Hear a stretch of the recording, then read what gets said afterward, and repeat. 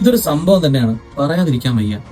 നമ്മൾ പലപ്പോഴും പല ഷോർട്ട് ഫിലിംസും കാര്യങ്ങളും കാണുമ്പോൾ നമ്മൾ ചിന്തിക്കാറുണ്ട്, ഇതൊരു സിനിമയായിട്ട് വന്നിരുന്നെങ്കിൽ, ഇതൊരു സിനിമയായിട്ട് ബിഗ് സ്ക്രീനിൽ വന്നിരുന്നെങ്കിൽ എങ്ങനെ ഉണ്ടാവും. നമ്മൾ പലപ്പോഴും ചിന്തിക്കാറുണ്ട്, നമ്മുടെ മനസ്സിൽ പറയാറുണ്ട്, പലരും ഡിസ്കസ് ചെയ്യാറുണ്ട്. അങ്ങനത്തെ ഒരു സിനിമയെ പറ്റിയാണ് ഞാൻ പറയാൻ പോകുന്നത്.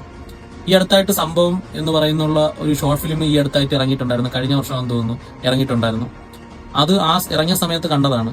എന്റെ മോനെ അന്യായ വർക്കായിരുന്നു. ഒരു കിടിലൻ കൺസെപ്റ്റ്, അടിപൊളിയായിട്ട് ചെയ്തിട്ടുണ്ട്.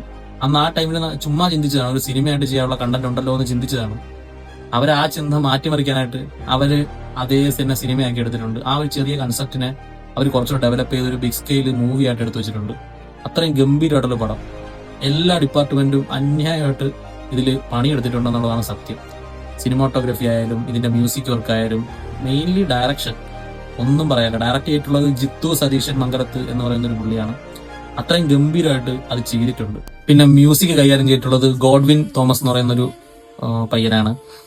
എല്ലാം മ്യൂസിക് ഡിപ്പാർട്ട്മെന്റ് ഒക്കെ അന്യമായിട്ട് വർക്ക് ചെയ്തിട്ടുണ്ട്. തിയേറ്ററിൽ നല്ല ഡോൾബി അറ്റ്മോസ് ഒക്കെ ഉള്ള നല്ലൊരു തിയേറ്ററിൽ പോയിരുന്ന് കാണാൻ പറ്റിയ അത്രയും കിടില മൂവിയാണ്. പിന്നെ കാസ്റ്റിംഗ് വരുന്നത് നമ്മുടെ ആസിഫ് അലിയുടെ അനിയനായിട്ടുള്ള അഷ്കർ അലി, പിന്നെ വിനീത് കുമാർ, പിന്നെ നമ്മുടെ സിദ്ധാർത്ഥ് ഭരതൻ. അങ്ങനെ നല്ലൊരു കാസ്റ്റ് ആൻഡ് ക്രൂ തന്നെ മൂവിക്കകത്തുണ്ട്. അത്രയും എല്ലാവരും ഗംഭീരമായിട്ട് ഇതില് അത്രയും പെർഫോം ചെയ്തിട്ടുണ്ട്. കാരണം അഷ്കർ അലിയൊക്കെ എനിക്ക് തോന്നുന്നു കരിയറിൽ അത്രയും കിടിലായിട്ടുള്ള പെർഫോമൻസ് ആണ് ഈ സിനിമയ്ക്കകത്ത് കാഴ്ചവെച്ചിട്ടുള്ളത്. നമ്മൾ പലപ്പോഴും ആസിഫ് അലിയൊക്കെ പല സീനിലും എനിക്ക് ഓർമ്മ വന്നു. പല സീൻസും പല ഒരു എക്സ്പ്രഷൻ ആയാലും പല ഒരു മാൻഡ്രസും കാര്യങ്ങളൊക്കെ ആസിഫ് അലി ഓർമ്മ വന്നു. ശരിക്കും പറഞ്ഞു കഴിഞ്ഞാൽ അത്രയും അടിപൊളിയായിട്ട് ചെയ്തു വെച്ചിട്ടുണ്ട്. ഇതിന്റെ ഫുൾ ട്വിസ്റ്റാണ്. തുടക്കം തൊട്ട് അവസാനം വരെ നമ്മളെ ത്രില്ലടിപ്പിച്ച് നല്ല ട്വിസ്റ്റും കാര്യങ്ങളുള്ള കിളി പറക്കുന്ന സംഭവമാണ് ചെയ്തിട്ടുള്ളത്. അത്രയും നല്ലൊരു കൺസെപ്റ്റാണ്. ഈ കൺസെപ്റ്റ് നമ്മൾ പല സിനിമയിലും കണ്ടിട്ടുണ്ട്. നമ്മുടെ ചുരുളി ആവട്ടെ, നമ്മുടെ ബ്ലാക്ക് എന്ന് പറയുന്ന ഒരു മൂവിയുണ്ട്, തമിഴിൽ ജീവയുടെ ഒരു മൂവിയുണ്ട്. കിടിലൻ കൺസെപ്റ്റ് ആയിരുന്നു ആ സിനിമയ്ക്കകത്ത്.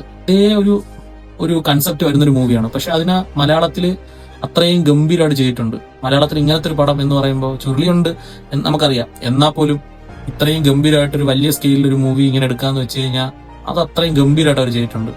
എന്തായാലും മാക്സിമം തിയേറ്ററിൽ പോയി കാണാൻ തന്നെ ശ്രമിക്കുക, കാണാൻ ആഗ്രഹമുള്ളവർ. അത്രയും നല്ലൊരു പടമാണ്. എനിക്ക് നല്ല രീതിക്ക് വർക്കായി, എനിക്ക് ഭയങ്കരമായിട്ട് ഇഷ്ടപ്പെട്ട മൂവിയാണ്. അപ്പോൾ ഇത്രയേ ഉള്ളൂ. വീണ്ടും സന്ധിക്കും വരെ വണക്കം.